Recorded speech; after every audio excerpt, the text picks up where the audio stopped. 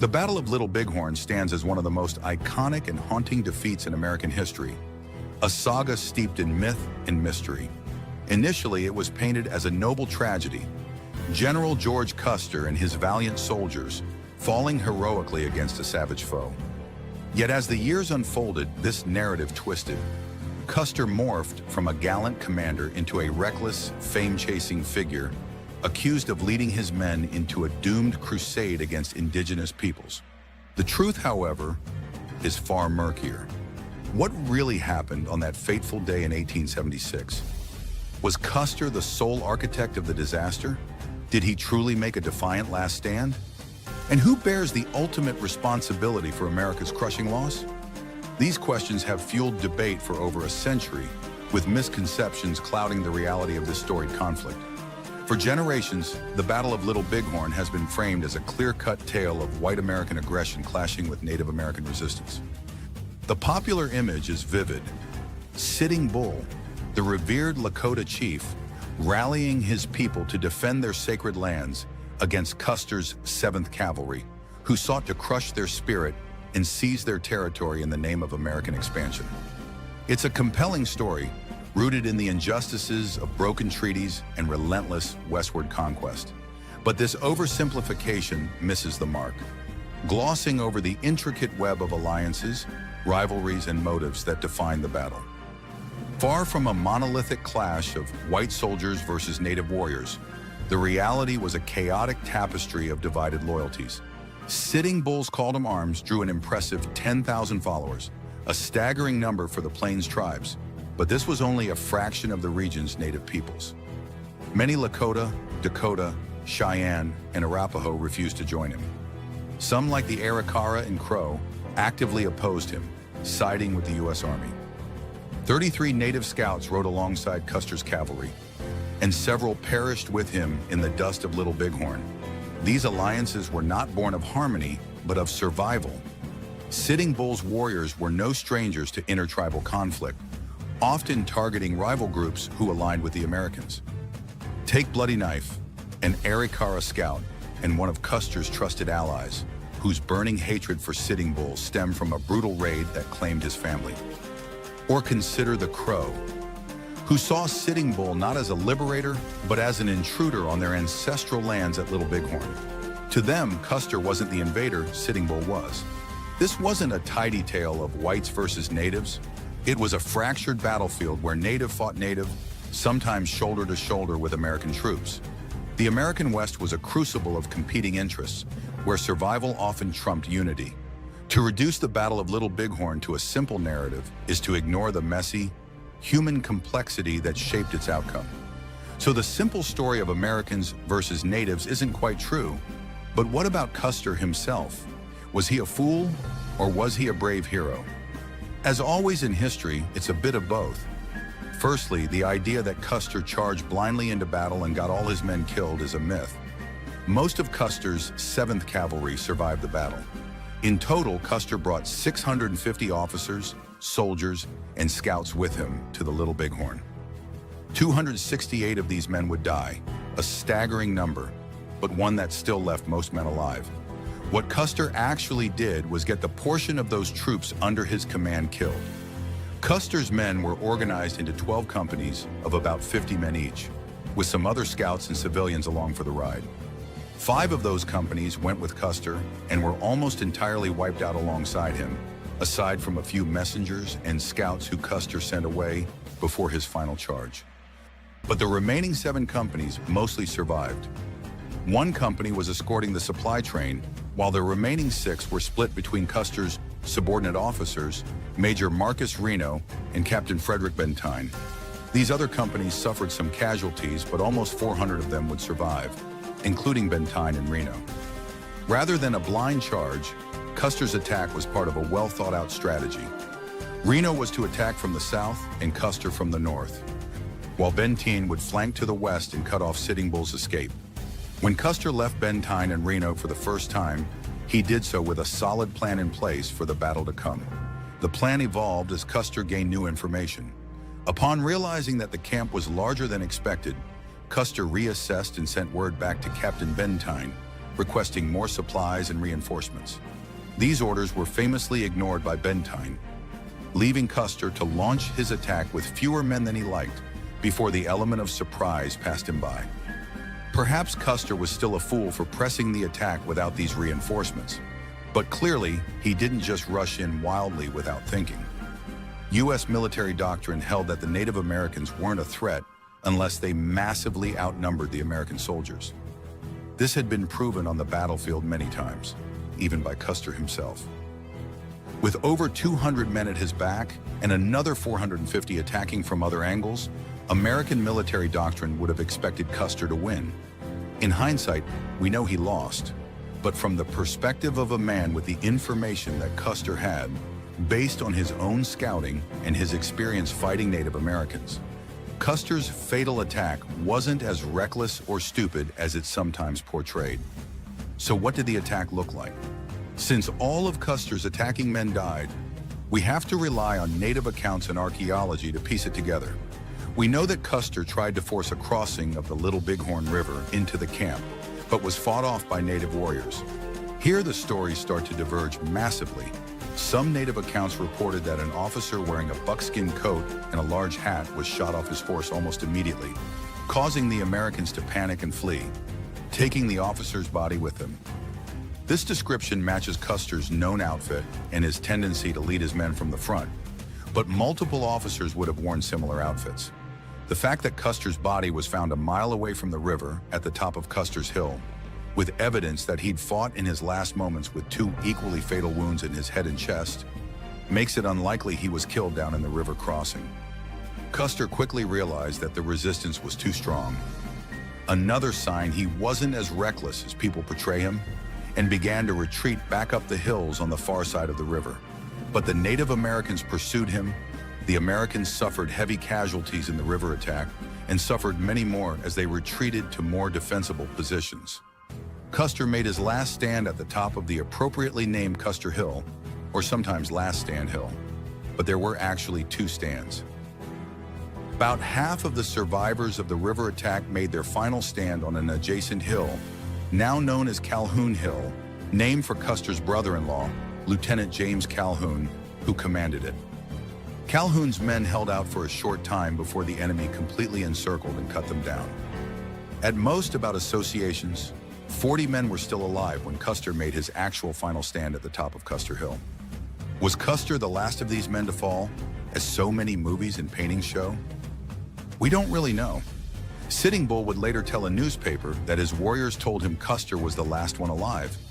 The long hair stood like a sheath of corn with all the ears fallen around him. But there are plenty of other versions of what happened. The Cheyenne warrior Yellownose claimed that he took down the last man at the top of Custer Hill with a brutal blow to the head. A body matching Yellownose's story was found at the top of the hill and was determined to be General Custer's brother, Tom. Several other native warriors claimed that the last American alive was an officer mounted on his horse who, upon realizing that he was the last man alive, raised his pistol to his head and denied the enemy the glory of the final kill. A lone officer with what may have been a self-inflicted gunshot wound was found a little away from the rest of the bodies on Custer Hill and was determined to be a lieutenant named Henry Harrington. It seems that Custer truly did make a final stand with the last few dozen men at the top of the hill that now bears his name, but we will never know who exactly was the last man standing. So the details of how Custer met his end are murky, but they leave an obvious question. Where were the rest of his men? You'll remember that 3 companies under Major Reno were supposed to be attacking the camp at the same time as Custer, while Captain Benteen had been sent orders to send reinforcements before Custer even began his attack. Both of these plans collapsed. Those who don't blame Custer for his defeat often blame Reno and Benteen instead for failing to do their jobs. The story goes that had Reno and Benteen done as they were told, Custer and his men would have lived. Custer's widow, Libby, was the strongest voice for blaming them after her husband's death. She even went as far as to block a monument to Reno on the battlefield after his death some years later, saying that the Army should not single out for honor the one coward of the regiment. The truth about what happened is more complicated than that. Let's start with Reno. He was supposed to lead an attack on the southern end of the camp to split Sitting Bull's attention, while Custer attacked from the north. Reno actually did this. His men were the first to engage the enemy on that day. However, just like Custer, he underestimated his enemy and called a retreat after less than an hour. Does this make him a coward, or was he, as some witnesses later claimed, simply drunk? Eyewitness accounts do suggest that Reno was drinking on the day. Private William Taylor remembered seeing Reno and his fellow officers passing around a bottle of amber-colored liquid in the lead-up to the battle, and Reno's orders were shouted with a drunken slur. Several other witnesses backed up the story, and Reno would eventually be court-martialed and discharged from the Army in 1880 for getting into a fistfight while drunk. However, it was normal for soldiers to go into battle a little drunk in the 19th century. Native survivors of the battle noted that most of the American soldiers seemed to have whiskey in their flasks, not water. A little bit of liquid courage before a fight was just accepted. The real question is whether Reno being drunk led to the defeat in any way. The simple answer is probably not. The reality was that Reno's attack met overwhelming resistance. The 140 men at his disposal simply weren't enough to overcome the thousands of warriors who charged to meet them. The Native Americans had rifles too, and were good at using them, and Reno's men paid the price. By the time Reno sounded the retreat, at least one-third of his men were already dead or wounded. If Reno failed at anything, it wasn't calling off the attack too early and abandoning Custer. It was calling it off too late and leaving too many men to die for what was obviously a losing fight. Even worse, in many versions of the tale, was Captain Benteen. Benteen abandoned his planned attack and then blatantly ignored Custer's orders for reinforcements. If any man is to blame, surely it would be him, wouldn't it? Going deeper into events gives Benteen some support. First, the collapse of Reno's attack would have left Benteen's flank completely exposed. Had he pressed on as planned, his men would have easily been surrounded and killed after Reno's had been finished off. Instead, Benteen called off the original attack plan and linked up with Reno's surviving forces at the top of a defensible hill. It was a strategically sound move, but then there were Custer's orders. We know Benteen received them and never followed them. Later, Benteen claimed that he always thought Custer was still alive, charging off somewhere to seek glory and leaving his men behind, as he was known to do. Benteen instead focused on his situation. The Native Americans who had repelled Reno were surely going to attack the rest of them soon, so Benteen and Reno both decided that they couldn't risk sending any of their men off into an unknown situation to help Custer when their situation was already a mess. Benteen and Reno were correct in their predictions. The Native Americans were soon upon them and kept all 6 companies under constant siege for the next 2 days.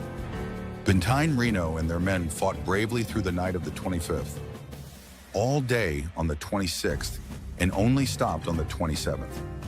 Benteen and Reno could not be accused of cowardice, as they led their men in their defense with almost no sleep for the next 48 hours. It is telling that, despite all the outsiders accusing Benteen of cowardice, his own men never said such a thing. Wherever Benteen went, the soldiers' faces lit up with hope, one of them recalled. Benteen's leadership through the rest of the battle earned him the nickname of the Savior of the Seventh from his men, even if that nickname didn't become popular with the public. If plays a crucial role in, if Benteen had followed his orders, there is no reason to believe his outnumbered men wouldn't have met the same fate as Custer's. It's possible that Benteen's men might have made the difference and saved Custer, assuming they could have even gotten there while Custer was still alive. But it's also possible that they would have only succeeded in getting themselves killed. Reno's weakened men couldn't have held the hill alone and would certainly have died too. A court of inquiry called in 1879 could find no fault with Reno or Benteen for their actions in the battle. Ultimately, Benteen and Reno weren't the reason that 268 Americans died on that day, but they are probably the reason that number wasn't much higher. But these questions of Custer's mistakes, Benteen's treachery, or Reno's drunkenness are just expressions of the biggest mistake of all that people ask about the Little Bighorn, that the outcome of the battle must be explained by the failures of Custer and the Americans, and not by the success of Sitting Bull and his followers. The Battle of the Little Bighorn shocked the United States because they didn't believe it should have been possible. How could the greatest, most powerful, most advanced nation on Earth be defeated in battle by people they dismissed as savages?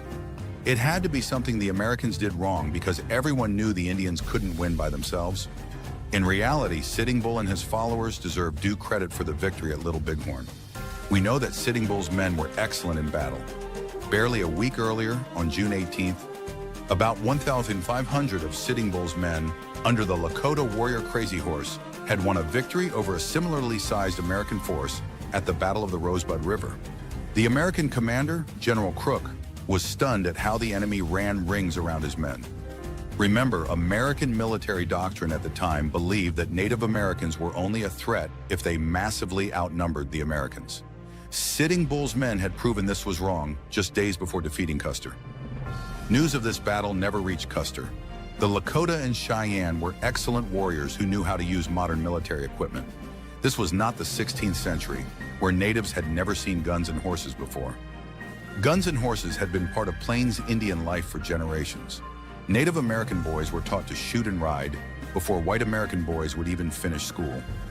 The native warriors at the Little Bighorn were more than capable of matching American soldiers, even before we considered the imbalance of numbers. Then there was motivation.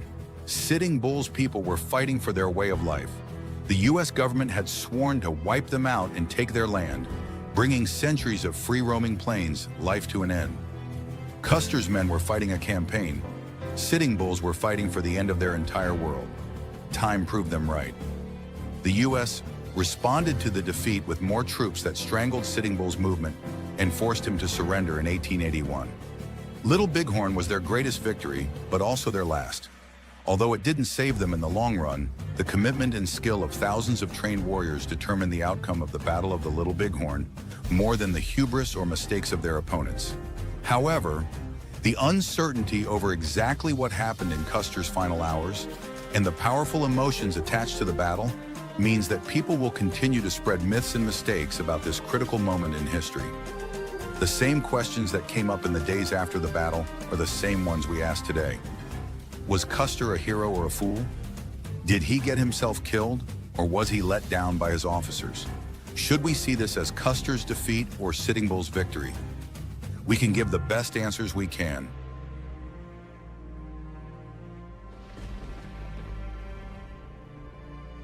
The Battle of Little Bighorn, fought on June 25, 1876, stands as one of the most infamous and debated engagements in American military history, a clash that encapsulated the brutal final throes of the Great Sioux War and the inexorable westward expansion of the United States. For most people today, the mere mention of Little Bighorn evokes a singular, vivid image, that of General George Armstrong Custer, the dashing, golden-haired commander with his flowing locks and unyielding bravado, standing defiantly atop a dusty Montana hill, his saber drawn as his beleaguered men fall one by one around him. Overwhelmed by the relentless tide of thousands of Lakota, Northern Cheyenne, and Arapaho warriors closing in from all sides. This scene, immortalized in countless paintings, dime novels, and Hollywood epics, from the stark realism of Frederick Remington's sketches to the bombastic portrayals in films like They Died with Their Boots On, has been etched into the collective American imagination as the ultimate symbol of heroic sacrifice, a tragic martyrdom that fueled national myths of manifest destiny and the indomitable frontier spirit.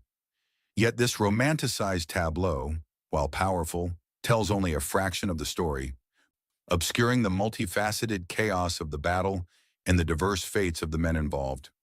Just a few miles away from that fateful last stand on what would later be dubbed Custer Hill, another gripping drama was unfolding amid the same swirling dust clouds and echoing gunfire.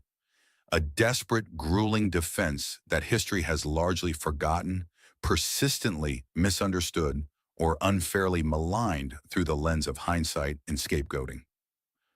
This overlooked chapter centers on Captain Frederick William Benteen and his harrowing stand, a tale of tactical pragmatism clashing against overwhelming odds, where survival hung by the thinnest of threads. To truly appreciate Benteen's role, one must first understand the man himself, a figure as grounded and unyielding as the rocky bluffs of the Montana Territory. Born on August 24, 1834, in the genteel tobacco town of Petersburg, Virginia, to a family of Dutch descent that had migrated westward to St. Louis, Missouri. By 1849, Benteen was no stranger to the rigors of life on the edge of civilization. Educated at the Petersburg Classical Institute, where he absorbed the rudiments of military drill alongside classics and mathematics, young Frederick displayed an early affinity for discipline and horsemanship, skills that would define his career. He was no wide-eyed idealist chasing glory like his superior Custer. Benteen embodied the archetype of the practical soldier, forged in the crucible of real combat rather than the spotlight of parades. Lacking Custer's flamboyance, the theatrical uniforms, the penchant for dramatic charges, the insatiable thirst for personal glory that often bordered on recklessness, Benteen was instead renowned for his blunt, no-nonsense demeanor, his steady hand in crisis, and a dry wit that masked a deep-seated moral compass. His Civil War service alone was a testament to his resilience. Enlisting as a first lieutenant in the 1st Missouri Cavalry on September 1, 1861, he rose swiftly through the ranks, participating in no fewer than 18 major engagements, from the bloody fields of Wilson's Creek and Pea Ridge to the siege of Vicksburg and the decisive clash at Westport. By February 1864, he commanded as a lieutenant colonel of the 10th Missouri Cavalry, mustered out in June 1865, and briefly led the 138th U.S. Colored Troops before transitioning to the regular Army. Appointed captain in the 7th U.S. Cavalry on September 30, 1866, Benteen earned brevet promotions for gallantry at Mine Creek in Columbus, solidifying his reputation as a reliable if outspoken officer who prioritized his men's lives over vainglory.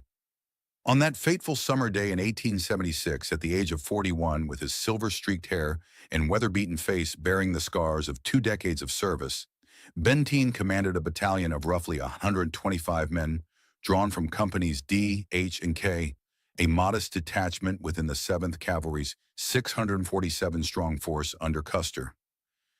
Their apparent isolation from the main action belied a deeply intertwined fate with the broader tragedy unfolding along the serpentine Little Bighorn River.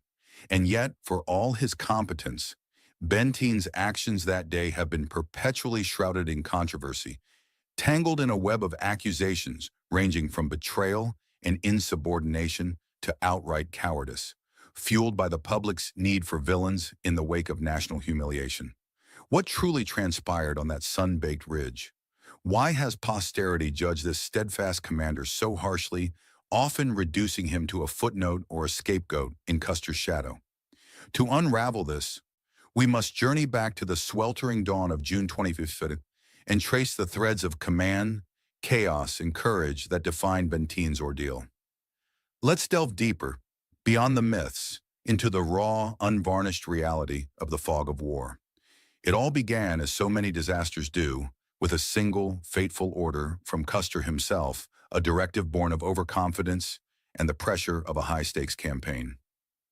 The 7th Cavalry, part of a larger expeditionary force under Brigadier General Alfred Terry, aimed at forcing the non-treaty Lakota and Cheyenne bands back onto reservations, had been pushing relentlessly through the badlands of eastern Montana Territory for weeks, their scouts reporting signs of a massive Indian encampment swelling along the greening banks of the Little Bighorn River. By the morning of June 25th, after days of grueling marches that left men and mounts alike footsore and parched under the relentless prairie sun, Custer's regiment crested the bluffs overlooking the valley below.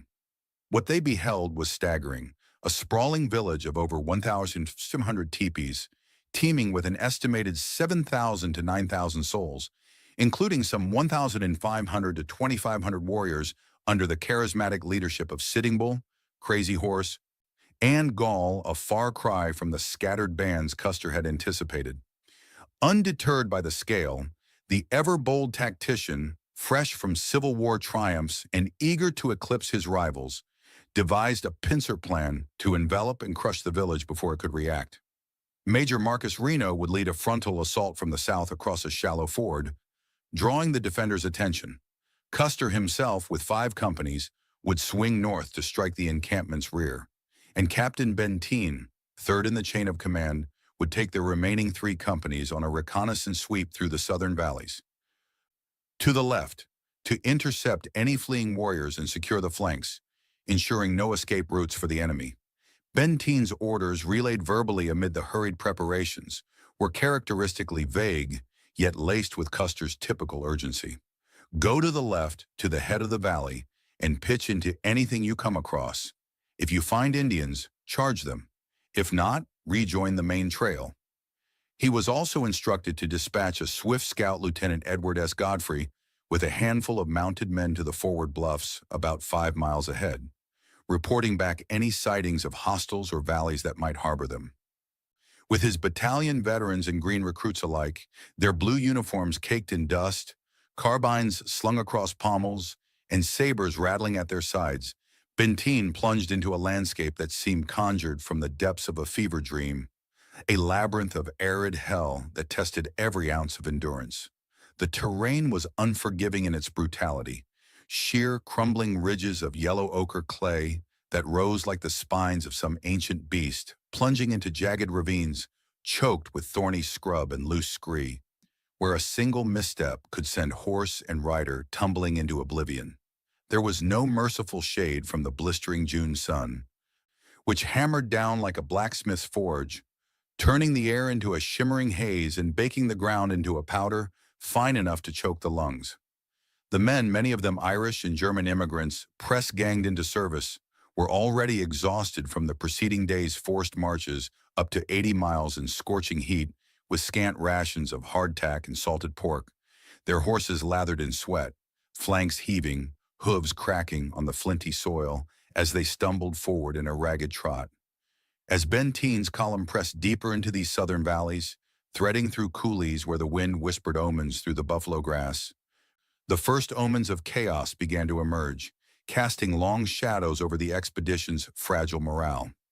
About 10 miles into the Scout, after scaling bluffs that offered panoramic views of endless, empty horizons, no valleys teeming with braves, no distant puffs of smoke signaling a village, Benteen encountered the remnants of an abandoned native encampment, its conical teepees still standing like spectral sentinels against the skyline, their hides fluttering in the breeze. But it was the grim tableau within that seized the men's hearts with icy dread. The mutilated bodies of massacred villagers, likely non-combatants caught in the crossfire of earlier skirmishes or retaliatory raids by U.S. forces, sprawled amid the debris of shattered cook fires and scattered belongings. The air hung heavy with the metallic tang of blood and the acrid reek of recent fires. A visceral reminder that this was no abstract hunt, but a plunge into the heart of a living, breathing conflict where innocence paid the price of empire. The sight shook the soldiers to their core, stripping away any illusions of a swift, clean victory. Private William Taylor, a young recruit from Company H, would later pen in his trembling hand a dispatch that captured the collective pall. We knew then we were in deep.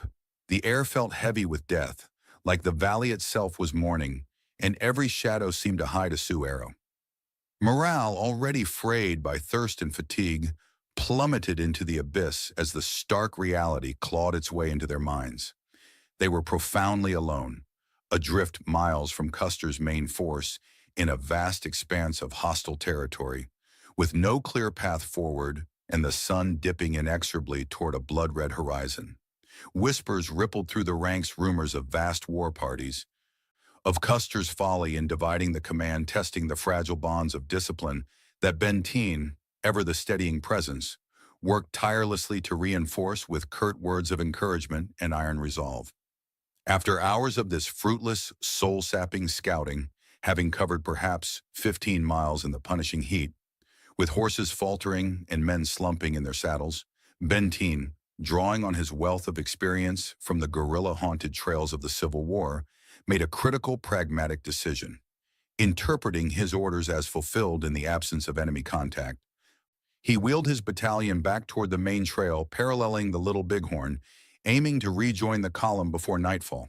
His men were bone-tired, their canteens nearly dry, lips cracked and tongues swollen from the alkali dust that coated everything like a malevolent shroud. Pausing briefly at a shallow morass to water the animals, a mercy that took less than 15 minutes, but refreshed both beast and rider, Benteen pressed on at a brisk trot, the distant thunder of gunfire from Reno's direction growing faintly audible, like the rumble of an approaching storm. It was then, in a moment pregnant with destiny, that a lone courier, trumpeter Giovanni Martini, Custer's last messenger, galloped up from the rear, breathless and wide-eyed, clutching a scribbled note in the adjutant's hasty hand. "Benteen, come on, big village. Be quick. Bring packs. W. Cook. P.S. Bring pass yes." The message, marred by the telltale missing K in packs, throbbed with urgency, a desperate summons from the heart of the fray. Yet it was maddeningly opaque. Where precisely was Custer? What scale of big village demanded such haste? With the pack train laden with vital reserve ammunition and supplies lagging at least 5 or 6 miles behind, burdened by the uneven ground, Benteen faced an agonizing calculus. He did not turn back for the mules. Instead, honoring the spirit of the order, he spurred his men onward in a stiff trot toward the sounds of battle, the terrain conspiring against them with every rut and rise that clawed at their speed. From a vantage atop a final bluff, the valley unfolded in horrifying clarity. An immense throng of warriors, their war ponies kicking up clouds of dust, charging down upon dismounted figures in Blue Reno's command, fracturing under the onslaught while the survivors fled in ragged panic toward the bluffs on the right bank of the river. When Benteen finally crested the river's edge around 2:30 p.m., after what felt like an eternity of bone-jarring pursuit, he found not the triumphant banner of Custer, but a scene of utter pandemonium. Major Reno's battered remnants, their faces etched with terror, retreating in wild disarray up the steep bluffs after a botched assault on the village's southern end. Reno's men, reduced from 140 to perhaps 100 able-bodied, were bloodied and shell-shocked, coats torn, weapons clutched like talismans, having been repulsed by a furious counterattack that turned their ford crossing into a slaughter pen. Ponies lay gut-shot in the shallows, the river running red, and the air vibrated with the triumphant whoops of pursuing braves. Reno himself, pale and trembling, accosted Benteen with a plea that bordered on desperation. "For God's sake, Benteen, halt your command and wait until I can organize my men." Seizing the moment, Benteen complied without hesitation, deploying his 3 companies to shield the fugitives, providing the reinforcements Custer had promised, but failed to deliver a lifeline that Crow Scout White Man runs him, later credited with saving Reno's command from total annihilation. If those soldiers hadn't turned back and been reinforced by the pack train, they would all have been killed. The Sioux were coming up fast. The situation was dire beyond measure, a powder keg on the brink of explosion, and it was about to ignite into the inferno of full-scale siege, and it was about to get far worse as the valley's defenders, sensing vulnerability, swarmed like a living storm. On a high, windswept ridge overlooking the sinuous curve of the Little Bighorn, now etched into history as Reno Hill, Benteen assumed de facto command with the cool precision of a man who had stared down death too many times to flinch. Merging his fresh battalion with Reno's shattered survivors, swelled their combined ranks to about 350 men, a fragile bulwark against the tidal wave of retribution crashing toward them.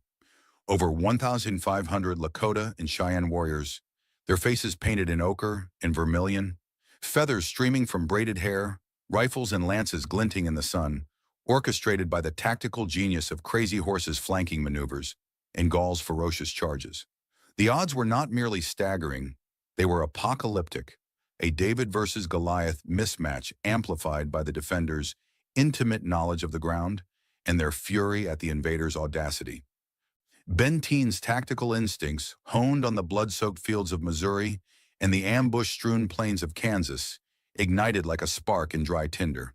He barked orders with clipped authority, directing his men to dig in with frantic urgency, improvising fortifications from the detritus of desperation, bulging saddlebags piled into breastworks, splintered ammunition crates lashed together with bootlaces, the bloated carcasses of fallen horses dragged into service as ghastly barricades against the onslaught. The ridge's elevated perch offered a slim tactical edge, a commanding field of fire over the approaching slopes, but it was a desperate gambit at best, exposed to enfilading fire from the coulees below. As the first volleys cracked, the air bullets whistling like vengeful hornets overhead, arrows thudding into the parched earth with meaty thwacks, the true horror of scarcity revealed itself. Water rations dwindled to sips from muddy canteens, the summer heat turning wounds septic in minutes, and the wounded began to pile up in moaning heaps, their cries a cacophony that clawed at the defenders' sanity. The ensuing defense on Reno Hill was nothing short of a testament to raw, human grit, unyielding ingenuity, and the unbreakable camaraderie of men forged in shared peril, a microcosm of frontier warfare's savagery where every breath was a defiance of fate. Private John Ryan of Company K, a wiry Irishman who survived to pen vivid memoirs, later evoked Benteen's aura with reverent awe. Captain Benteen was like a rock amid the tempest, unmovable and eternal. He kept us together when panic clawed at our throats, and we thought ourselves done for, whispering prayers to saints long forgotten. Under his orchestration, the lines held with disciplined ferocity.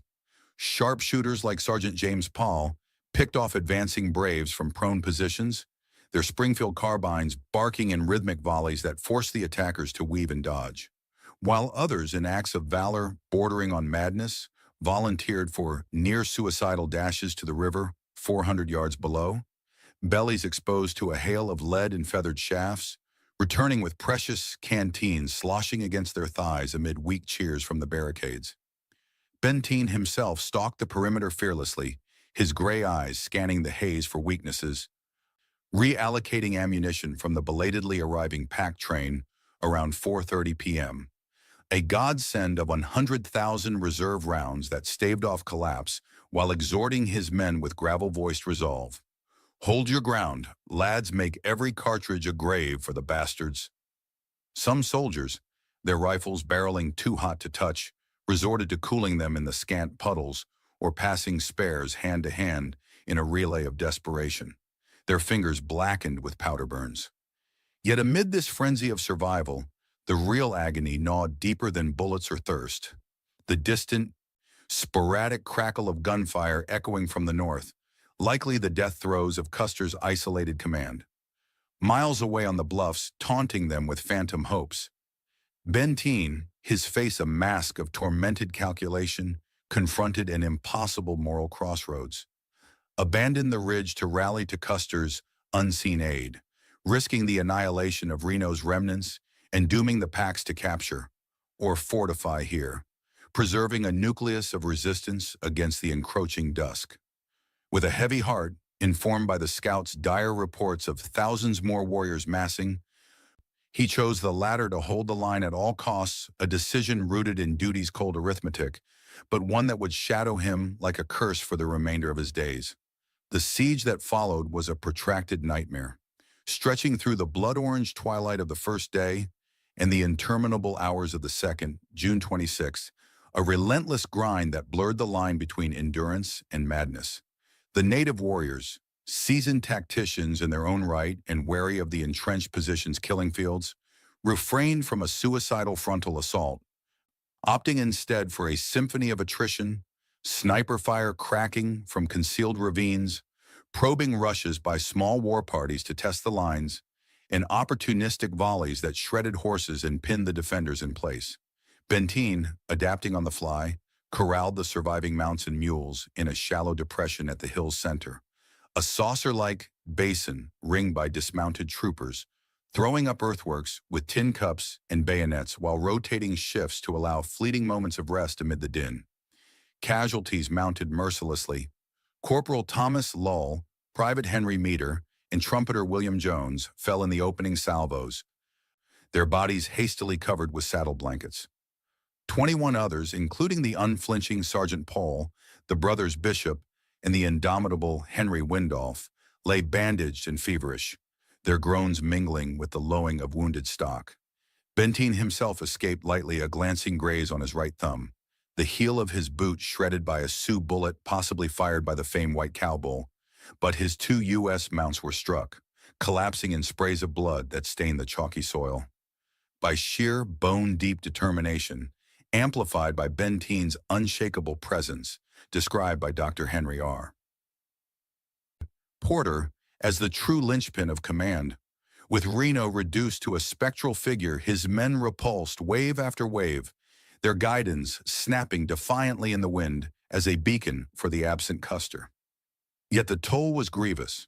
Dozens dead or dying, the air thick with the stench of cordite, awful, and unwashed fear, their cries a haunting dirge echoing into the star-pricked darkness as Terry's relief column finally crested the horizon on the morning of June 27th, scattering the besiegers like smoke on the wind.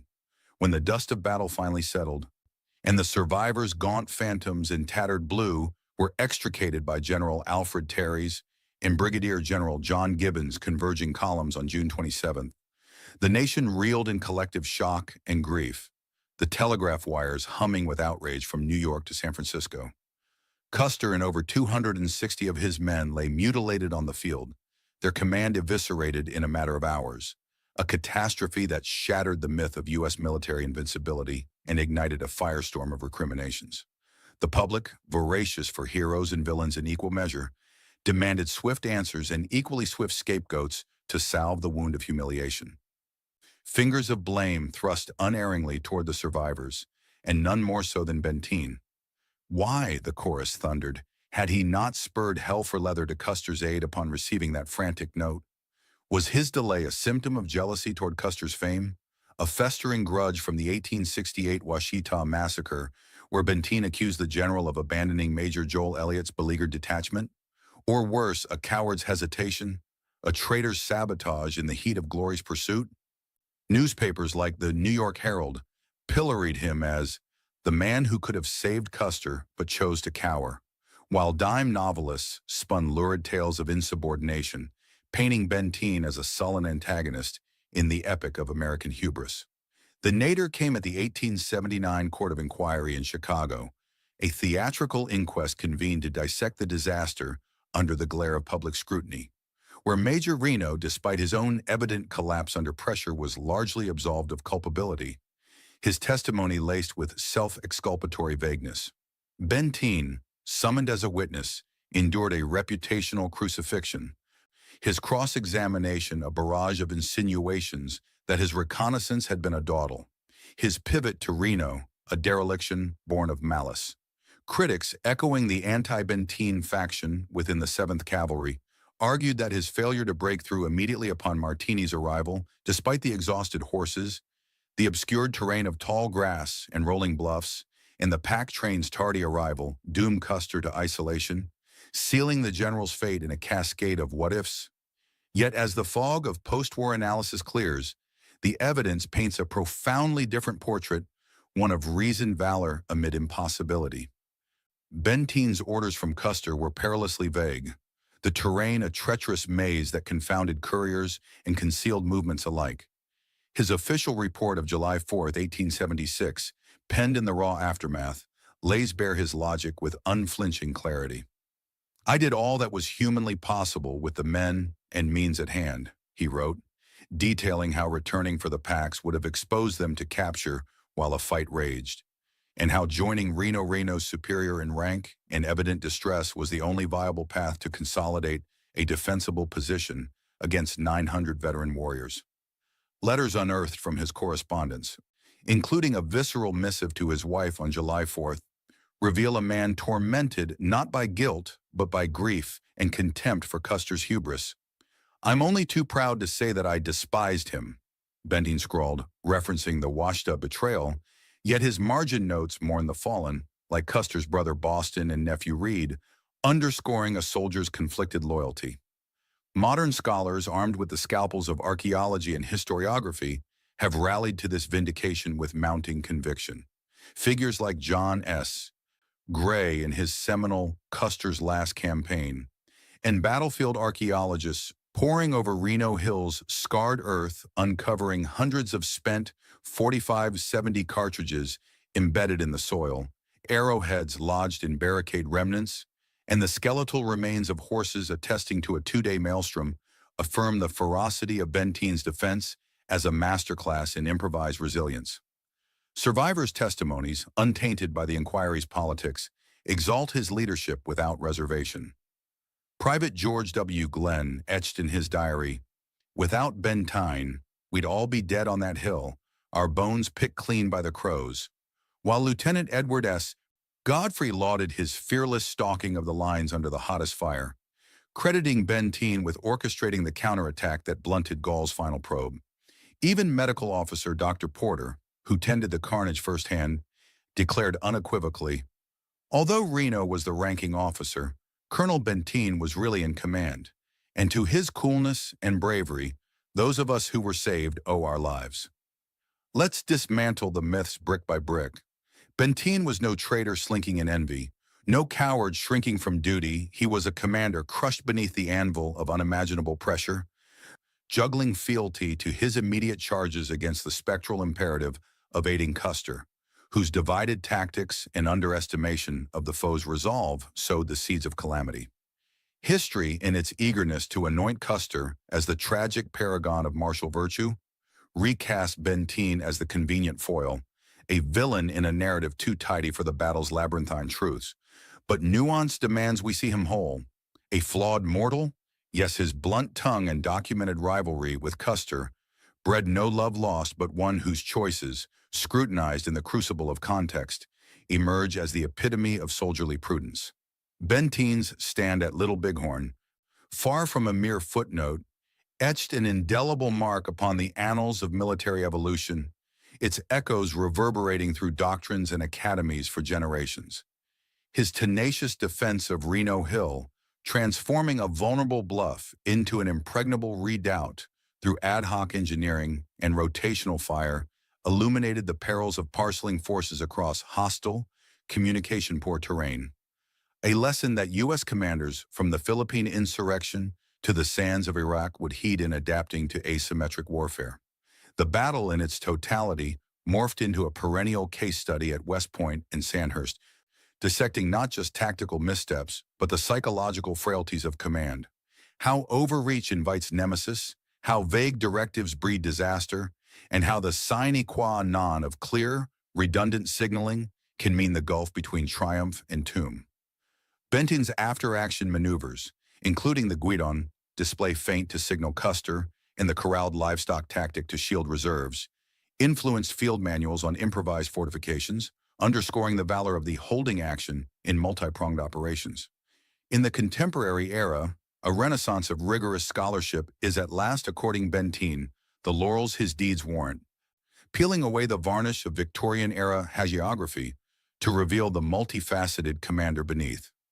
Archaeological excavations at the Little Bighorn Battlefield National Monument, leveraging ground-penetrating radar and forensic ballistics since the 1980s, have mapped the density of fire on Reno Hill over 2,000 artifact clusters, corroborating a sustained 36-hour engagement, while advanced analyses of primary sources, from Benteen's terse reports to the oral histories of Lakota descendants like Black Elk, recast the battle as a symphony of contingencies rather than Custer's solo tragedy.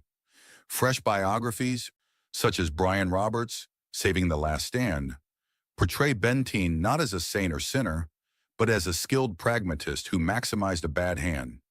His post-battle career, spanning another dozen years in the saddle, burnished this legacy through the 1877 Nez Perce campaign, where his brevet to brigadier general on February 27, 1890, honored gallantry at Canyon Creek alongside Little Bighorn, a promotion to major in the 9th Cavalry in 1882, and service at remote outposts like Fort Duchesne, Utah, until a 1887 conviction for drunk and disorderly conduct stemming from the era's brutal isolation earned a suspended sentence, commuted by President Grover Cleveland. He wasn't flawless. His documented clashes with superiors, his rheumatism aggravated irascibility, and that unyielding candor that alienated peers. But Benteen was brave to his marrow, resourceful as a fox in a snare, and fiercely loyal to the troopers who called him the idol of the 7th, as one 1877 dispatch proclaimed. Frederick Benteen shuffled off this mortal coil on June 22, 1898, in Atlanta, Georgia, at the age of 63, his body felled by the cumulative toll of rheumatism, heart disease, and the ghosts of Montana's bluffs.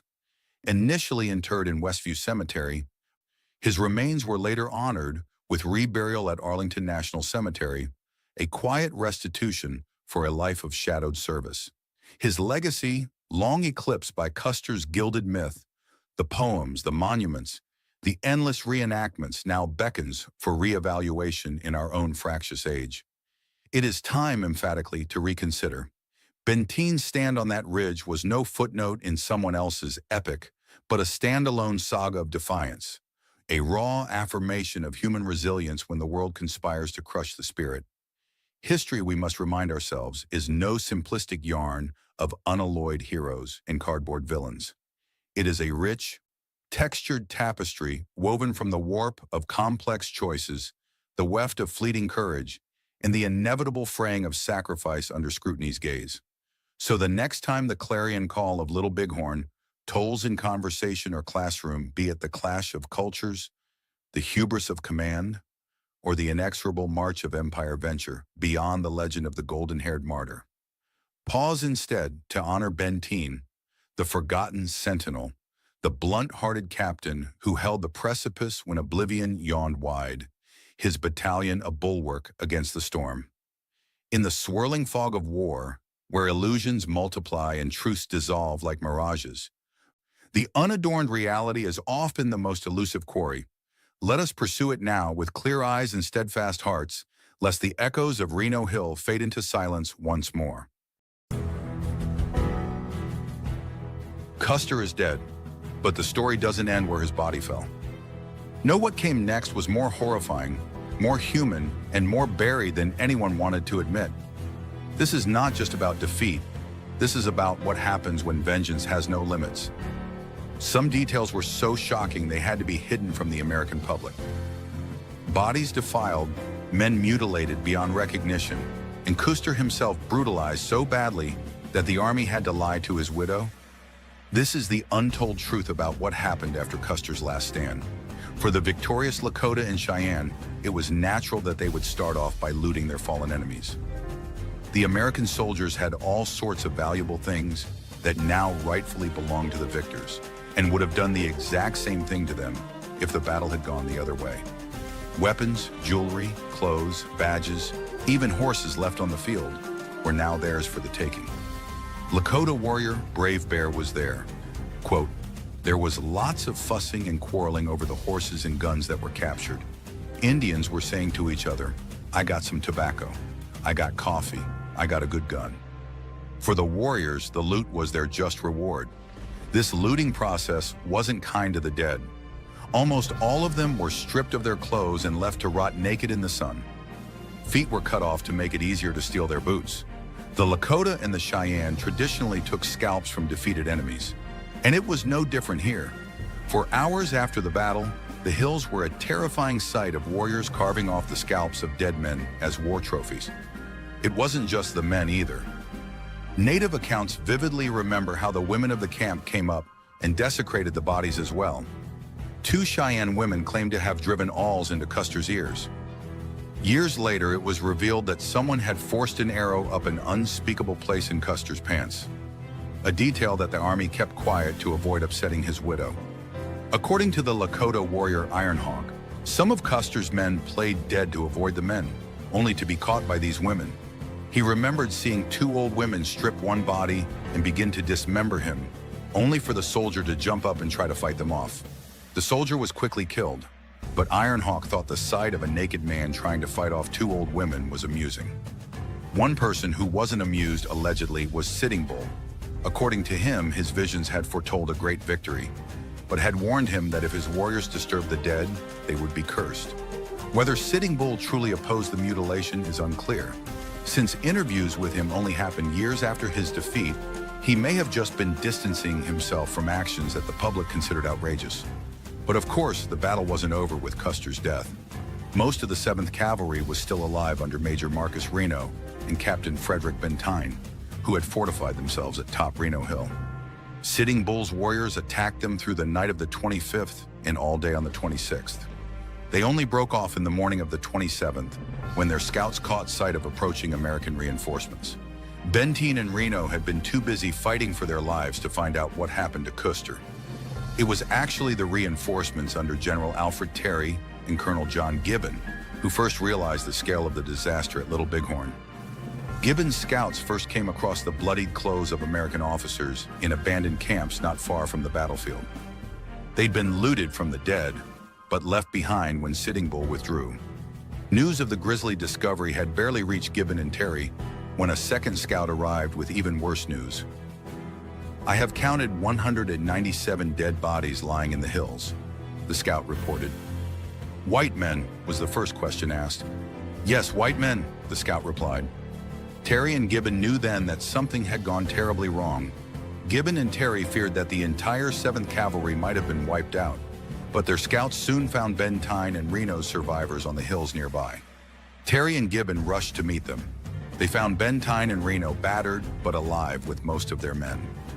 Both men were unaware of Custer's disaster and had assumed he'd abandoned them to go chasing glory. They were quickly corrected. Benteen and a portion of his men were dispatched to find Custer. What they found was catastrophic.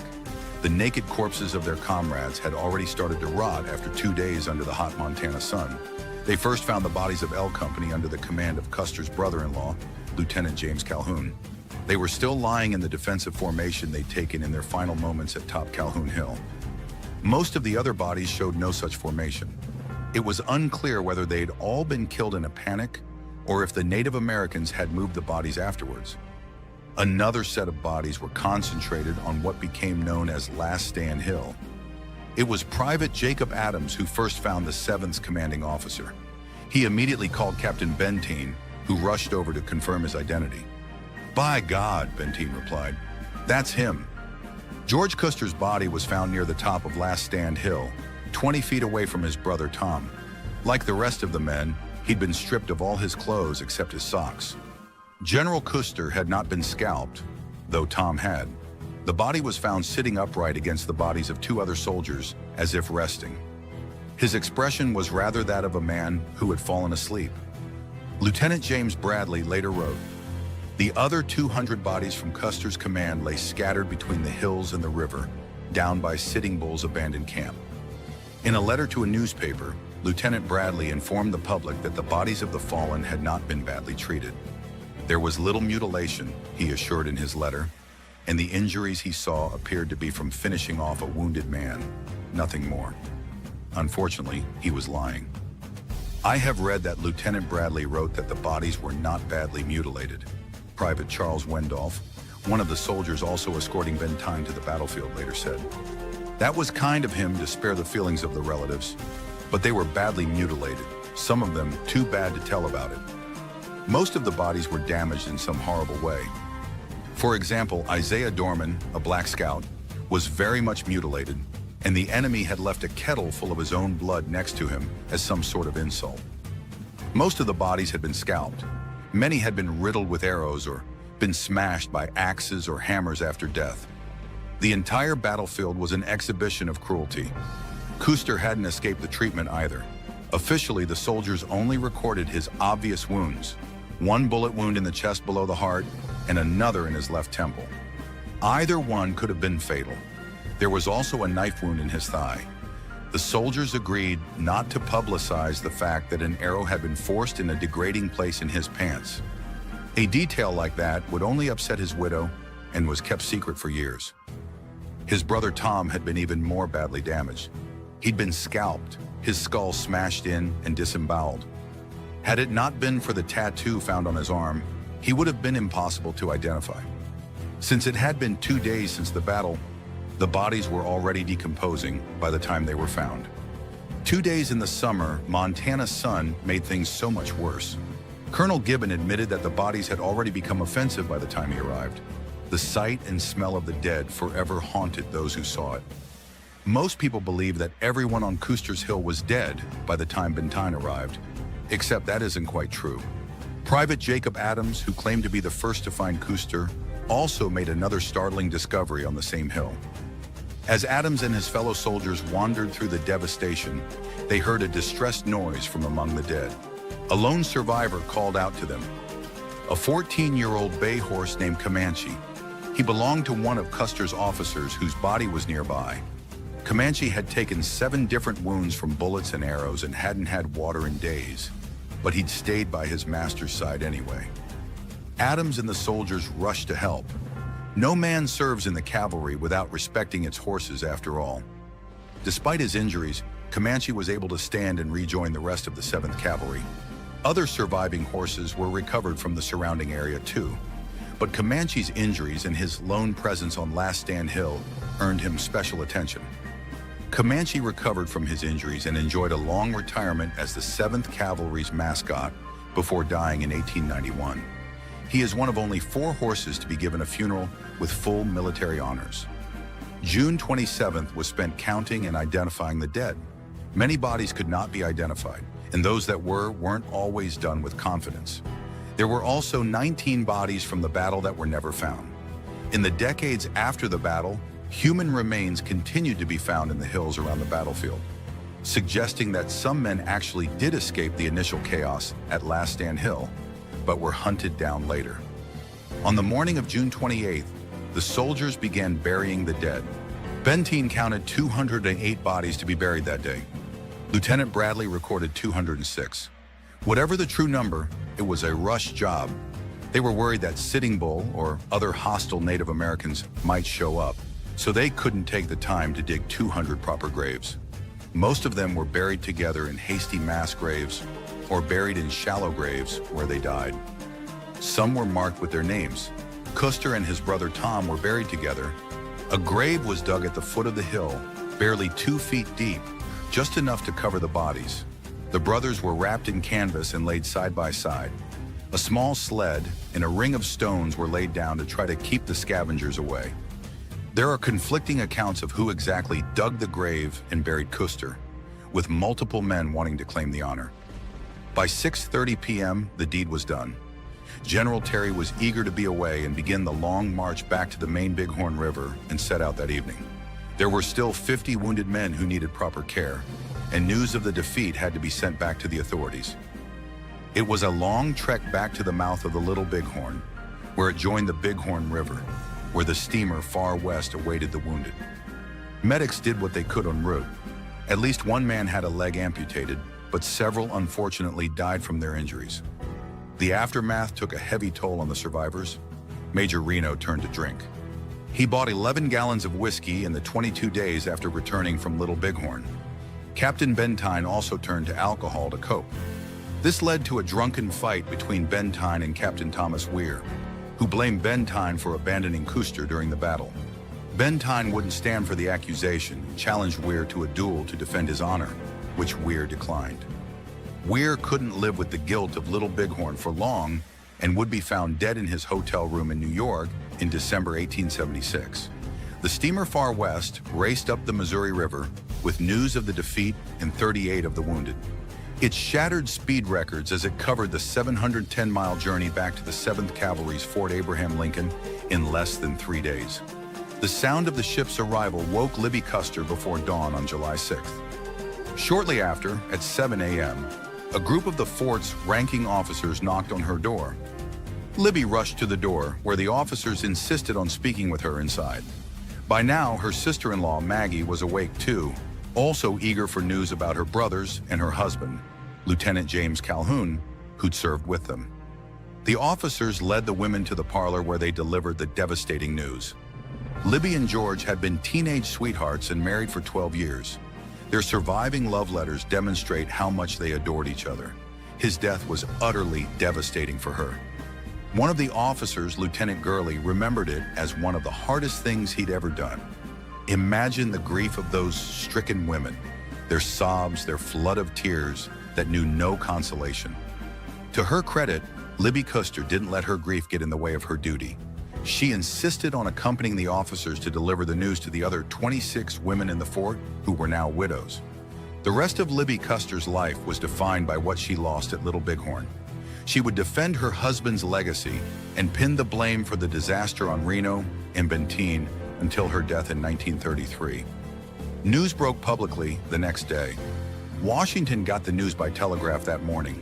having just celebrated the country's 100th birthday 3 days earlier. The news of Custer's defeat came as a shock. The news dominated the newspapers for days, and speculation was rife. Many began searching for who to blame: Custer's foolishness, Benteen, and Reno's failures. The nation could only mourn the aftermath of one of the worst defeats they would ever suffer at the hands of the Native Americans.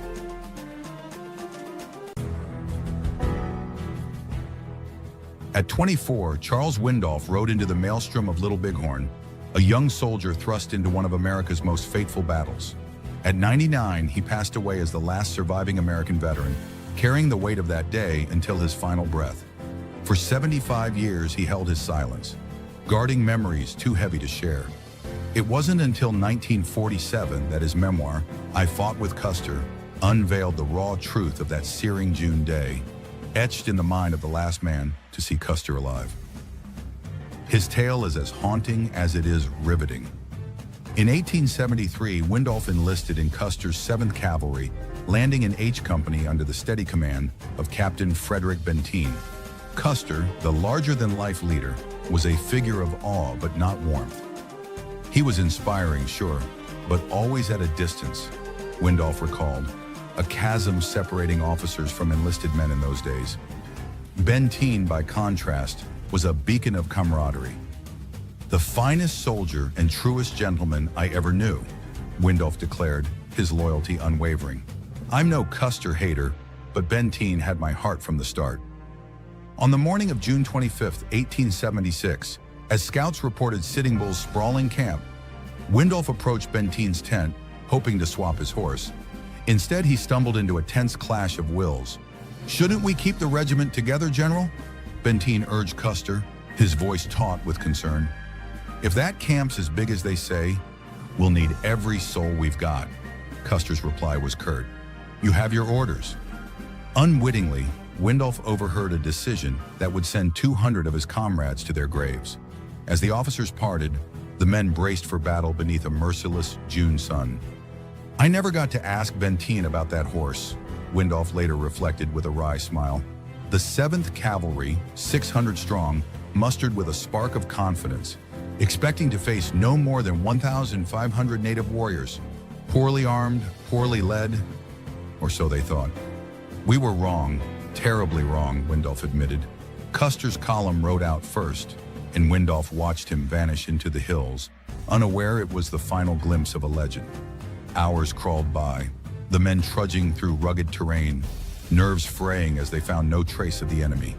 "It felt like a fool's errand," Windolph recalled, the weight of the unknown pressing down. They forced their way through the rough hills, constantly watching for Native Americans, but found nothing.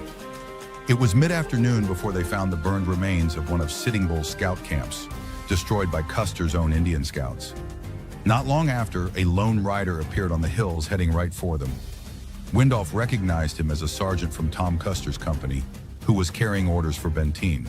"Big village, be quick, bring packs." They were orders that Benteen never followed. As the sergeant rode past the men, he waved and cheerfully announced that they had the enemy on the run. Everyone thought it was going to be another textbook victory, the sort that had become routine for the 7th Cavalry. When asked about what his comrades were thinking on that historic day, Windolph's answer was candid. "It'd be easy to say we were only thinking of glory, but I reckon what most of the plain soldiers were thinking was about how good a nice cold bottle of beer would taste right now." Benteen ordered his men to press on, but around 4 p.m., as they reached a hill overlooking the Little Bighorn Valley, they heard intense sounds of battle. Benteen ordered his men to draw their weapons and charge up the hill to meet whatever enemy awaited them. Windolph rode hard with his company, and when he crested the hill, he saw the massive camp stretching out below him. American soldiers and native warriors swarmed the hills in frantic combat. To their north, they spotted a band of soldiers on a hilltop, Reno's men fighting for their lives. They rushed to his aid. "I'll never forget the first sight of that hill," Windolph later remembered. These men were frightened and disorganized. They had just watched dozens of comrades die. As far as Windolph was concerned, it was only the grace of God and the bad aim of the Indians that kept those men alive on what became known as Reno Hill. Benteen quickly took command of the situation. Windolf and his comrades took up defensive positions, but one question was immediately on everyone's lips. Where's Custer? As Windolf watched the Native Americans in the valley below begin to move north, he figured Custer must have at least started his attack. Now the soldiers waited as the officers debated among themselves. They could barely hear the sound of distant gunfire. As Windolf waited and watched with rifle in hand, mules brought ammunition and food, and reinforcements came up from the men left to guard the pack train. The Native Americans all seemed to be distracted with something to the north. After another hour, Benteen gave the order to move out. Captain Thomas Weir, frustrated with the waiting, had already gone ahead to scout from Weir Point, hoping to figure out what happened to Custer. Windolf and his comrades began moving after them, but they barely made it to the next hill before the scouts sounded the alarm. The Native Americans were coming right for them. C Company, under Lieutenant Edward Godfrey, threw up a defensive line to buy the other companies time to escape back to Reno Hill. It was a frantic retreat before the real fight began. Windolf could see that Reno Hill wasn't a great defensive position. It didn't provide good cover for the men or horses, and bullets rained in constantly. There was a ridge to the east that rose higher, giving Native American snipers a clear line of sight on them. Windolf and H Company were assigned to defend the southern face of the hill. They piled up whatever they could find to make a barricade, even boxes of food and horse saddles. It wasn't any real protection at all, he admitted, but it made you feel a lot safer. The Native Americans quickly surrounded Reno Hill. A never-ending torrent of bullets and arrows soared overhead. Luckily, they never gathered for one unified charge.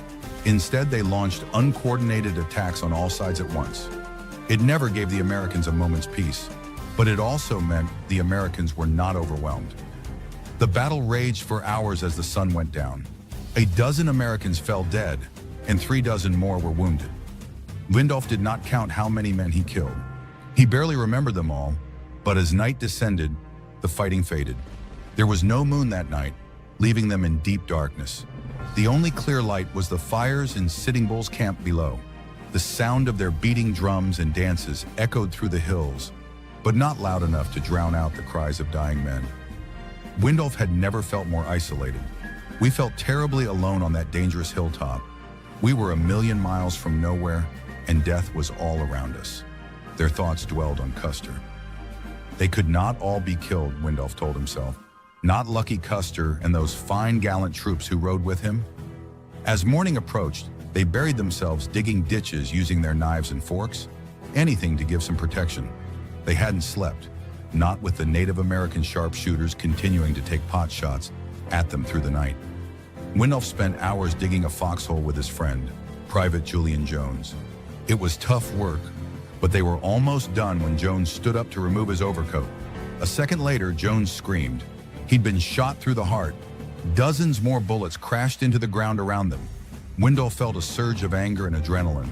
He looked for the shooter and fired off a few shots in that direction, but missed. The gunfire died out after a minute or two. The company surgeon came over to assess Jones and check if Windolf had been hit. He said no. But when the surgeon ordered him to put his hand inside his shirt, it came out bloody. A bullet had ricocheted and hit him, but the adrenaline had hidden the pain. Luckily, it was just a flesh wound. Windolf refused to have it patched up, insisting that the surgeon had more serious injuries to deal with, but the Native Americans weren't quite done. Moments later, another bullet hit. Windolf's rifle exploded in his hands. The shot had split his rifle in two in a hail of wood and shrapnel. Fortunately, they had weapons to spare, and he would soon need it. By midday on June 26th, Reno Hill was out of water. Wounded men cried out pathetically for it. Windolf volunteered to provide covering fire for a party to head down to the river before dehydration did more damage than the enemy. It was a brief but fierce encounter. Windolf and the volunteers were under constant fire from concealed shooters.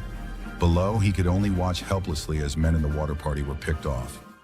Thankfully, the survivors returned with fresh water, and the volunteers were hailed as heroes. For Windolf, there were many other heroes in the battle, including Captain Benteen. Benteen constantly walked among his men and personally led countercharges against their attackers. "You better get down, sir, or you'll be killed," Windolf warned him mid-battle. "Don't worry about me. I'm all right," Benteen replied. Benteen was just as impressed with Windolf. On the afternoon of the 26th, Benteen gave him a field promotion to sergeant for his exceptional performance in the battle. The fighting died down that evening. The bullets stopped coming, and the Americans noticed that the smoke from Sitting Bull's camp had begun to move as his followers left the valley. The men remained alert through the night just in case, but the worst had passed them by. All the while, a growing fear gnawed at them. There was still no sign of Custer. We began to suspect that some terrible fate might have overtaken him. What it was, we could only guess. The grisly truth arrived the next morning. General Alfred Terry's reinforcements reached them with reports of a field littered with American corpses. The general made the shocking announcement that Custer and all of his men were believed to be dead. There were tears running down his cheeks when he spoke, Windolf remembered vividly. I think most of us had tears in our eyes, too. Windolf was one of the 14 troops handpicked by Benteen to visit the battlefield and confirm the deaths. It was an unbelievable sight. 200 naked bodies lying in the field, many of them already rotting under the Montana sun. Custer's body was found at the top of Last Stand Hill beside his brother Tom's. Windolf was with Benteen when one of the other soldiers made the discovery. He held the captain's horse as Benteen confirmed that Custer's luck had finally run out. Aside from the bullet wounds in his chest and temple, it almost looked like Custer was sleeping. Among the dead, there were also dozens of men Windolf had known well, men he'd shared a drink with and called friends. Even those he didn't know well, he still recognized from his years in the 7th. Understandably, Windolf was reluctant to go into detail about what he found. He wrote only that he was part of the burial party that returned to the battlefield the following day. Out of respect for his fallen friends, he left it at that. Charles Windolf would serve in the 7th Cavalry for another 7 years before leaving to be married. In his discharge papers, a grateful Captain Benteen hailed him as a gallant soldier, and he was awarded a Congressional Medal of Honor for his service. It wasn't until the 1930s when Windolf, now in his 80s, first gave his account of the battle to historians. Despite his age, his memory was sharp and detailed. As for the great debates about the battle, Windolf didn't seem to care. He never wasted time assigning blame. He certainly did not blame Captain Benteen for ignoring Custer's orders. But nor did he see Custer as a fool. He hailed Benteen as the finest soldier and greatest gentleman I ever knew. As for Custer, Windolf said, he too was a great and brave soldier. By the time his version of events was compiled and published in 1947, he was the last surviving white American from the battle. His memoir, I Fought with Custer, has been a valuable gift for historians and enthusiasts alike. The last veteran of the Little Bighorn passed away peacefully in 1950 at 99 years old, finally joining those 268 men who fell on that fateful summer day in 1876.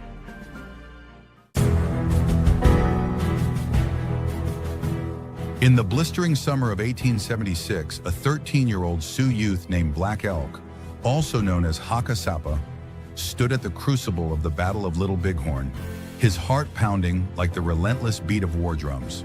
With a courage that belied his age, he claimed a soldier's scalp, a stark testament to his bravery amid the swirling chaos. As the second cousin of Crazy Horse, the indomitable leader whose vision and valor shaped the conflict's tide, Black Elk occupied a rare vantage point, witnessing the raw, unyielding surge of history unfold before his eyes, as if the spirits themselves had parted the veil of time. The battle ignited with a ferocity that seemed to shake the earth itself. Black Elk watched as Lakota, Cheyenne, and Arapaho warriors descended upon Lieutenant Colonel George Armstrong, Custer's 7th Cavalry, their resolve crashing through the soldiers' lines like a tempest, splintering brittle stone. His memories, etched with the clarity of a sacred vision, offer a vivid portal into this pivotal moment. A defiant stand that reverberated across the American frontier, a clash that would forever mark the struggle for a people's way of life. Custer's forces crumbled swiftly beneath the unrelenting glare of the midday sun. Every white soldier fell in a matter of hours, their defeat absolute.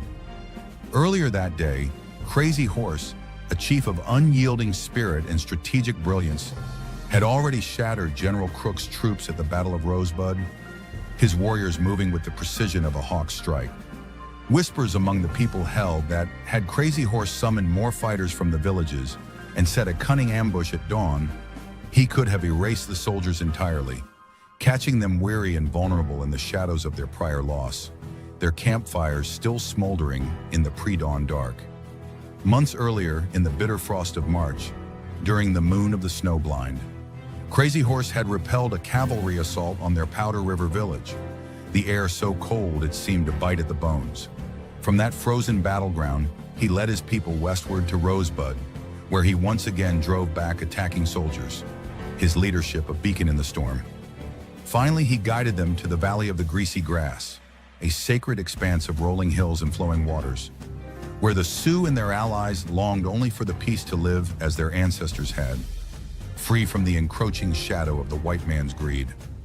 2 days before the battle, the Sioux established their sprawling encampment along the southern edge of the Greasy Grass Valley, their teepees rising by midday under a sky that seemed to hold its breath.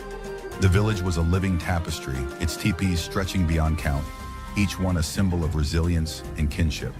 The Hunkpapas camped upstream, their fires burning bright, followed by the Oglalas, Minneconjous, Sandsarks, Blackfeet, and Shahielas with the Santees and Yanktonai anchoring the northern reaches, their presence a quiet strength at the camp's edge.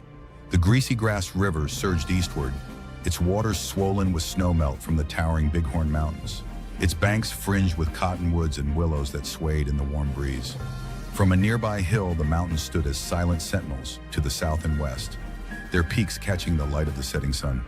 Across the river, rugged bluffs and deep gullies carved the landscape, while gentler hills to the west cradled vast herds of ponies, their coats gleaming as they grazed.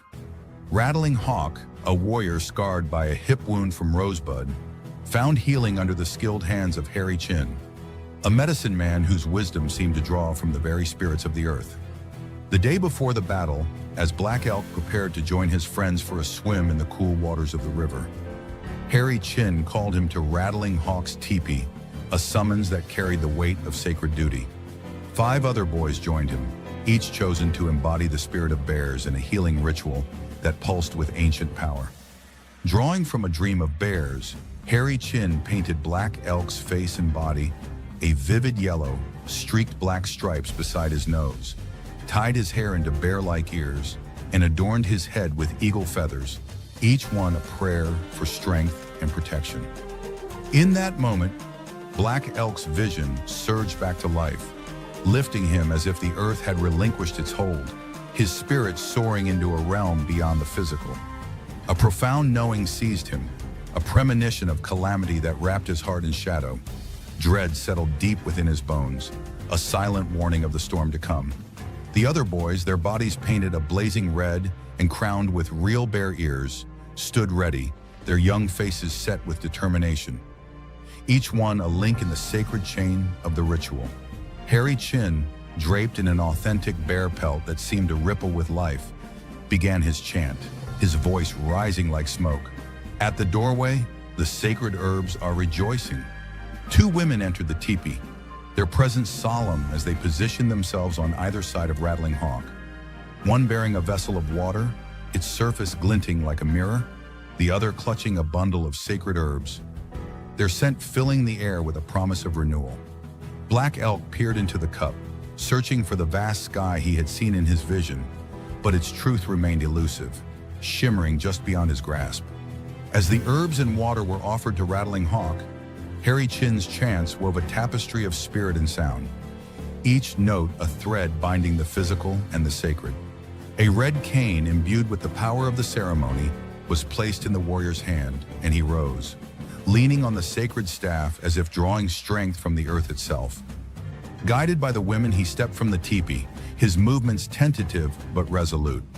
The boys, transformed into little bears, danced around him, their growls mingling with the rustle of multicolored feathers jutting from their mouths, a vibrant tribute to the ritual's potency. Harry Chin crawled out of the teepee on all fours, his movements so lifelike that Black Elk saw not a man, but a bear, a spirit made flesh in the glow of the ceremony. Rattling Hawk's limp eased, a small miracle that spoke of the medicine man's power. Though he could not fight the next day, his strength began to return, a spark rekindled by the sacred rite. The boys, their roles fulfilled, went to the river to wash the paint from their bodies, the cool water cleansing them of the ceremony's weight. Back in the village, the air thrummed with the rhythm of dances and the voices of elders recounting the bravery shown at Rosebud, each story a thread in the fabric of their people's resilience. As dusk settled over the camp, casting long shadows across the teepees, Black Elk and the other boys were tasked with herding the horses closer to the village, their hooves stirring the earth in a soft cadence. Night fell, but the fires burned bright, their flames dancing against the dark as the people celebrated, their songs and laughter rising to the stars. The boys moved from one group to another, soaking in the stories of valor until exhaustion overtook them, and they surrendered to the embrace of sleep, their dreams woven with the echoes of the day. At dawn, Black Elk's father roused him with a gentle but firm hand, urging him to help tend the horses. He showed Black Elk how to tie a long rope to one of the lead horses, a simple act that made securing the herd easier, a lesson in foresight and care. "Stay vigilant," his father warned, his eyes scanning the horizon. "Watch the camp closely and bring the horses back swiftly if trouble arises." The words carried a weight that lingered in Black Elk's mind, a reminder of the fragility of their peace. By midday, the sun's heat had become a relentless force, driving Black Elk and the other boys to seek refuge in the river's cool embrace. His cousin, ever dependable, offered to watch the horses, freeing them to swim. As Black Elk rubbed grease onto his skin to protect it from the sun, a sudden, inexplicable unease gripped him, a shadow of disaster that seemed to whisper in the wind. Yet he pushed the feeling aside and joined his friends, plunging into the water, the laughter of youth momentarily drowning out the quiet dread. To the west of the camp, families were busy digging turnips, their hands working the earth with practiced ease, while others swam, their voices carrying across the water. When Black Elk's cousin led the horses down to drink, the sun continued its merciless assault, the air shimmering with heat. Then, without warning, a crier's voice tore through the Hunkpapa camp, sharp and urgent. "The soldiers are coming! They are charging! The soldiers are coming!" The warning rippled through the camps like a stone dropped in still water, reaching even the Santees and Yanktonai in the north. The Oglala crier's voice grew more frantic with each call, a rising tide of alarm. The camp erupted into motion, everyone rushing to secure their horses. Thankfully, Black Elk's were close at hand. His elder brother, astride a swift sorrel horse, galloped toward the Hunkpapa camp, his silhouette cutting through the rising dust. Black Elk followed on a buckskin, his heart racing as he gripped the reins. When their father saw his brother ride off without his pistol, he hurried to Black Elk, pressing the boy's six-shooter, a cherished keepsake from his aunt, into his hands and ordering him to retrieve the weapon from his brother at once. Black Elk spurred his horse forward, the firearms heavy in his grasp, the weight of his father's trust anchoring him as he chased after his brother through the swelling chaos. Just past the Hunkpapa camp, a thick cloud of dust billowed into the sky, stirred by the frantic movements of warriors, many still dripping from the river, their faces set with determination. Through the haze, soldiers emerged, towering on powerful horses, their guns blazing with deadly intent. Black Elk's brother, revolver now in hand, shouted for him to turn back, his voice cutting through the din like a blade. A patch of dense timber lay just beyond the Hunkpapa camp, where warriors were gathering, their figures shadowed by the trees. Black Elk followed his brother toward this refuge as women and children fled downstream in a desperate exodus, their forms scattering up the hillside like leaves caught in a gale. When they reached the timber, the Hunkpapas were already there, bracing for battle as soldiers fired from above, their bullets ripping through the leaves, sending fragments raining down like a warning from the spirits. The world dissolved into a maelstrom of dust, shouts, and the thunder of hooves, a chaos that seemed to swallow time itself. "Be brave! Don't act like a woman!" the warriors cried, their voices a rallying call against fear. Black Elk believes it was here that Gaul, a leader of unyielding resolve, stepped in to halt the Hunkpapas' retreat, his presence a spark that reignited their fight. In the shelter of the woods, Black Elk's vision stirred once more, its power filling him with a deep sense of destiny, a certainty that his people, bound to the thunder beings of his dreams, would emerge victorious. Suddenly, a shout rose above the tumult, sharp and electrifying. "Crazy horses coming!" The sound of eagle bone whistles and the wild cries of Hokahay heralded his arrival, a tempest sweeping in from the north and west, as if the spirits themselves had joined the fray. The valley darkened with dust and smoke, the air thick with shadows, shouts, pounding hooves, and the relentless crack of gunfire. To Black Elk's left, the soldiers' horses clattered into the brush, their iron shoes ringing as they retreated, the chaos of their flight sparking bursts of gunfire that echoed like thunder. The battle surged around Black Elk, a whirlwind of movement and violence. He glimpsed a Lakota warrior charging a soldier who stood his ground, firing his revolver as the warrior seized his horse's bridle. The Lakota fell, but the soldier's defiance was fleeting. Too small to push through to the front, Black Elk couldn't strike, his young frame lost in the press of warriors. The river became a battleground. Men and horses tangled in a furious struggle, their clashes ringing like hail on stone, the water churning red with blood. Emerging from the river, the Lakotas stripped the fallen soldiers of their clothing, some donning the blue coats as trophies of their triumph. One soldier, wounded but still moving, caught Black Elk's eye. "Boy, get down and scalp him," a Lakota warrior urged, his voice firm. Black Elk dismounted, his hands trembling as he grappled with the soldier's short hair and a dull knife. The man gritted his teeth, his pain palpable. So Black Elk raised his six-shooter and fired into his forehead, ending his suffering. With a steady hand, he took the scalp, the weight of the axe settling into his soul. Warriors pursued the retreating soldiers up a hill across the river, their cries echoing as they pressed the attack, while others moved downstream, their movements swift and purposeful. Above the Santee camp, a thick cloud of dust hung in the air, warriors darting through it like swallows, their silhouettes weaving in and out of the haze as gunfire rang out without cease.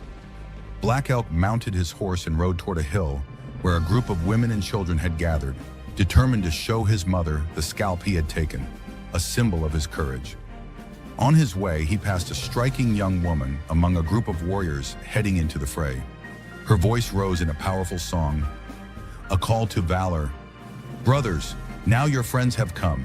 Be brave, be brave. Do you wish to see me taken captive?"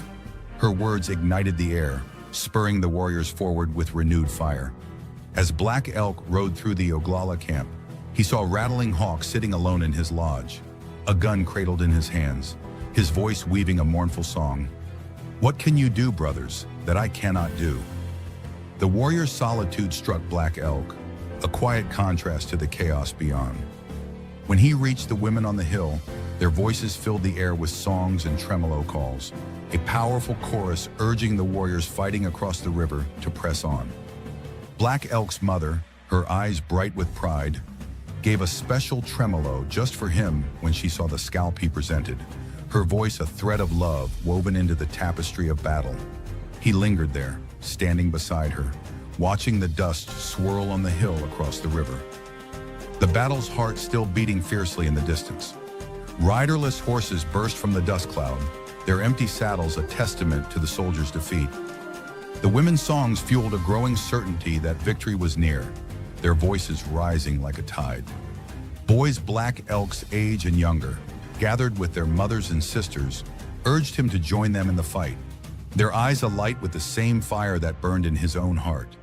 Together they mounted their ponies and set off, their hooves pounding the earth as they rode toward the river.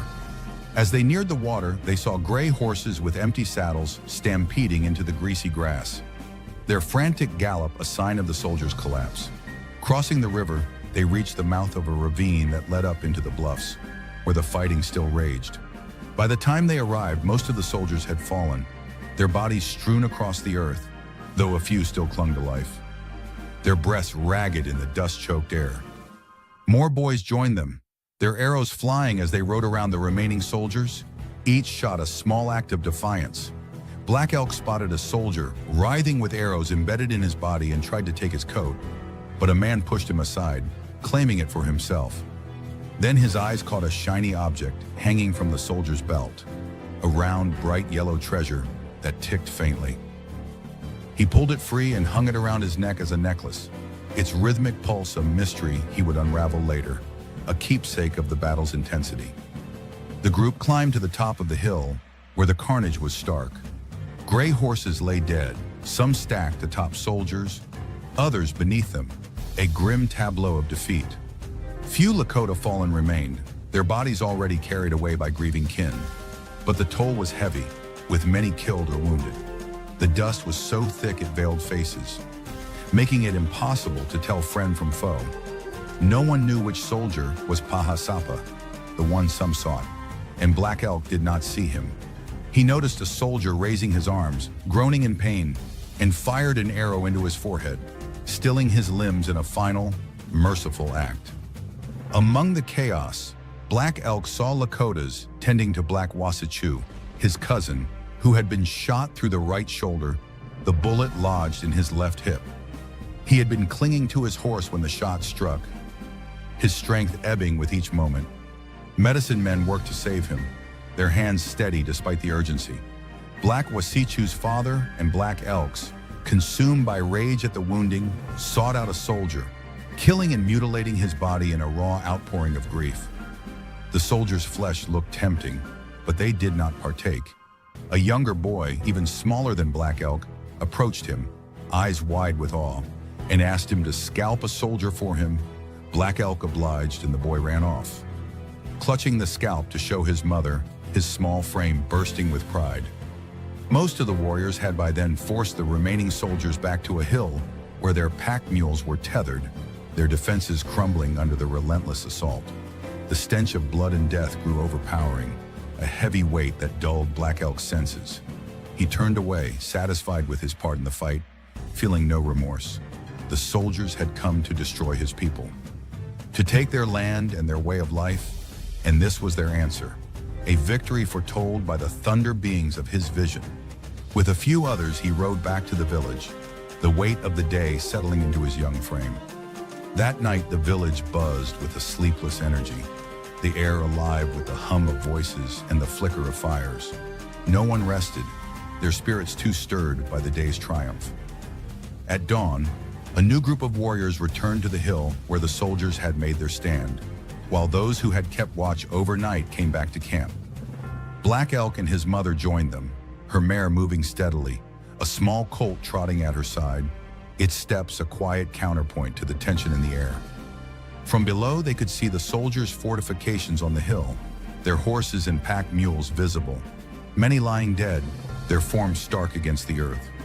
At the base of the hill, on the western side of the greasy grass, bullberry bushes grew thick, their branches hiding a soldier who had cowered there through the night, his fear keeping him silent. A larger boy named Round Fool circled the bushes, his movements deliberate. When Black Elk and the others asked what he was doing, he replied, "There's a white man in that bush." And indeed there was. The boys began shooting arrows, the act feeling strangely like hunting a rabbit, their laughter mingling with the soldier's panic. He darted from one side of the bush to the other, crying out, "Ow!" as an arrow found its mark. Growing impatient, they set the grass around the bushes ablaze. And as the flames rose, the soldier stumbled out, running for his life. Warriors swiftly cut him down, his brief flight ending in the dust. Climbing to the rear of the hill, where some of their men were positioned, Black Elk and the others looked out. The soldiers remained hidden in their fortifications, but the dead horses and mules were starkly visible, their bodies a testament to the battle's toll. As they descended and crossed the river again, soldiers fired from the hill, their bullets splashing into the water, a futile gesture against the tide of defeat. Black Elk felt the weight of the moment, the finality of their victory settling into his bones. By evening, Black Elk and his mother galloped back to camp, the urgency of their return driven by reports from scouts. More soldiers were approaching from upstream. The village moved quickly, packing their belongings with practiced efficiency. Before nightfall, they began their journey up the greasy grass, heading toward Woodless Creek in the Bighorn Mountains, their path lit by the fading light of day. They traveled through the night, the rhythm of hooves and the creak of pony drags a steady cadence. Black Elk, riding in a drag with his two younger brothers, wrestled with a litter of puppies his mother had tucked among their belongings. their squirming forms keeping him busy and sleep a distant hope. He placed them back in the drag time and again, his hands gentle but firm, the task grounding him amidst the uncertainty of their flight. By dawn, they reached a small, dry creek and made camp, the people gathering to eat heartily, their hunger sharpened by the long night. The meat, streaked with fat, was rich and satisfying, and Black Elk savored it, a fleeting comfort he would later recall with longing. By noon, they set out again, arriving at Woodloose Creek at the base of the Bighorn Mountains, where they raised their camp once more. There, a warrior named Three Bears, gravely wounded in the battle, lay in agony, his body convulsing as he muttered, "Janini, Janini," in a voice that seemed to reach beyond the living world. Black Elk did not know the meaning of the word, but its repetition carried a weight that chilled him. Three Bears soon passed, and the people named the place the camp where Janini died, a somber marker of their journey's cost. That evening, a cry of "The soldiers are coming!" swept through the camp, sparking panic as the people braced for another fight. Black Elk looked out, his heart racing, only to see that it was no enemy but their own men, dressed in stolen soldiers' uniforms, their laughter breaking the tension as they played a jest on the weary camp. The scouts soon confirmed that no soldiers pursued them, and a wave of relief settled over the village, their safety hard-won but secure for the moment. Throughout the camp, large fires blazed, their light casting shadows that danced across the teepees. The people gathered for victory dances, their movements a celebration of survival and triumph, their songs rising to the stars in gratitude and defiance. Black Elk stood among them, his young heart swelling with pride and purpose, his vision of the Thunder Beings affirmed by the day's events. His account of the Battle of Little Bighorn and the Great Sioux War of 1876 is a living testament to his people's resilience, a story that breathes fire into the past. Share this saga, follow for more, and let the heartbeat of history thunder on, a call to remember the strength and spirit of those who fought for their way of life.